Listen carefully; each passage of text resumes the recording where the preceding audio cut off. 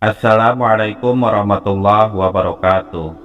Sahabat Al-Faidah, kecintaan dan getar hati Abu Bakar radhiyallahu an ketika Nabi Muhammad Shallallahu alaihi wasallam harus hijrah ke kota Madinah. Beliau mengajak Sayyidina Abu Bakar As-Siddiq, orang yang sangat dekat dengan beliau, untuk menjadi pendamping dalam perjalanan menuju kota Madinah.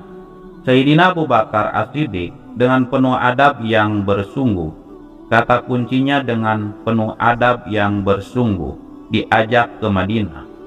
Harusnya dari kediaman beliau berjalannya adalah ke utara, karena Madinah secara geografis terletak di utara dari kota Mekah.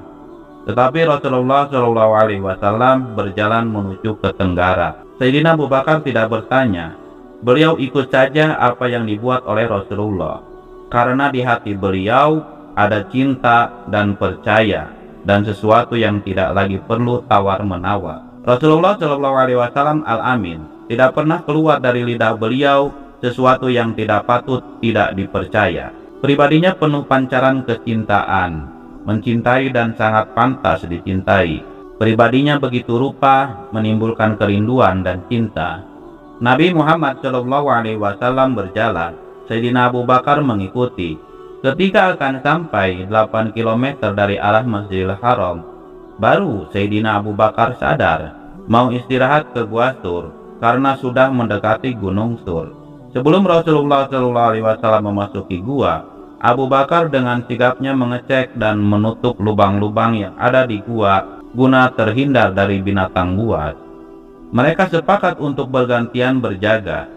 Dalam tidurnya, Rasulullah SAW melabuhkan kepalanya di pangkuan sang sahabat. Di dalam gua yang dingin dan remang-remang, tiba-tiba seekor ular mendesis keluar dari salah satu lubang yang belum ditutup oleh Abu Bakar. Abu Bakar menatapnya waspada. Ingin sekali ia menarik kedua kakinya untuk menjauh dari hewan berbisa ini. Namun keinginan itu diinyahkan dari benaknya karena tidak ingin mengganggu tidur Rasulullah SAW. Bagaimana mungkin ia tega membangunkan kekasih Allah Subhanahu wa Ta'ala itu? Abu Bakar menutup lubang itu dengan salah satu kakinya, lalu ular itu menggigit pergelangan kakinya. Tapi Abu Bakar tetap saja tidak bergerak sedikit pun dalam hening. Sekujur tubuh Abu Bakar terasa panas ketika bisa ular menjalar cepat di dalam darahnya. Abu Bakar tidak kuasa menahan isak tangis ketika rasa sakit itu tidak tertahankan lagi, dan tanpa sengaja air matanya menetes mengenai pipi Rasulullah SAW yang tengah berbaring. Rasulullah SAW terbangun lalu berkata, "Wahai hamba Allah, apakah engkau menangis karena menyesal mengikuti perjalanan ini?" "Tentu saja tidak, saya ridho dan ikhlas mengikutimu kemanapun," jawab Abu Bakar. "Lalu mengapa engkau meluruhkan air mata?" bertanya Rasulullah SAW dengan bersahaja. "Seekor ular baru saja menggigit saya, wahai Rasulullah, lalu bisanya menjalar begitu cepat ke dalam tubuhku," jawab Abu Bakar dengan suara tercekat. Lalu Rasulullah SAW berbicara kepada ular itu, "Hei, tahukah kamu, jangankan daging atau kulit Abu Bakar, rambut Abu Bakar pun haram kau makan." Dialog Rasulullah SAW dengan ular itu menjadi mukjizat beliau, sehingga Abu Bakar mampu mendengarnya.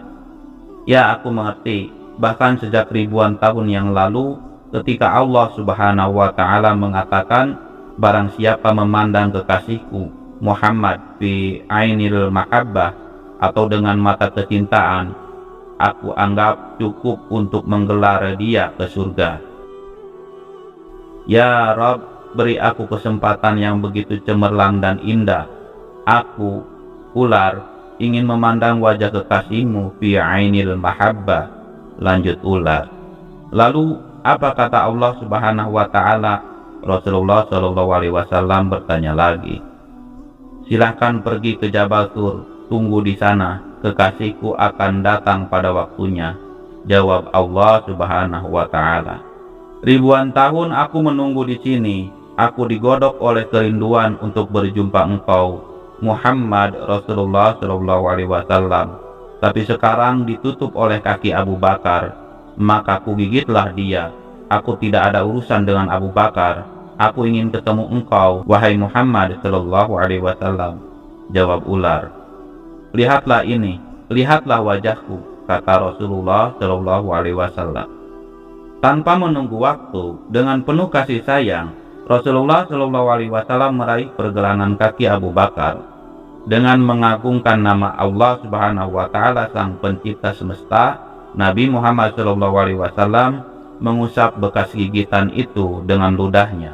Maha suci Allah Subhanahu wa taala, seketika rasa sakit itu hilang tidak berbekas. Gua Sur kembali ditelan senyap. Kini giliran Abu Bakar yang beristirahat dan Rasulullah sallallahu alaihi wasallam berjaga, dan Abu Bakar menggeleng kuat-kuat ketika Rasulullah sallallahu alaihi wasallam menawarkan pangkuannya untuk beristirahat. Tak akan rela dirinya membebani pangkuan penuh berkah itu.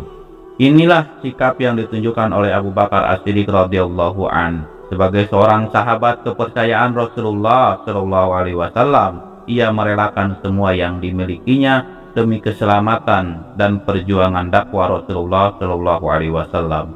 Bahkan ia merelakan nyawanya terancam demi menemani Rasulullah sallallahu alaihi wasallam. Sahabat Al-Faidah, demikianlah kisah ular ingin bertemu dan menunggu Rasulullah sallallahu alaihi wasallam selama ribuan tahun. Wallahu a'lamu bishawab. Wassalamualaikum warahmatullahi wabarakatuh.